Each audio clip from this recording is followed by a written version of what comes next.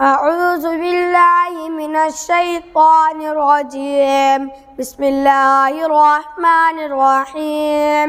سبح اسم ربك الأعلى الذي خلق فسوى والذي قدر فهدى والذي أخرج المرعى فجعله مثاء أحوى سنقرئك فلا تنسى إلا ما شاء الله إنه يعلم الجهر وما يخفى ونيسرك لليسرى وذكر إن نفعت الذكرى سيذكر من يغشى ويتجنبها الأتقى الذي يصلى النار الكبرى ثم لا يموت فيها ولا يحيا قد أفلح من تزكى وذكر اسم ربه فصلى بل تؤثرون الحياة الدنيا والآخرة خير وأبقى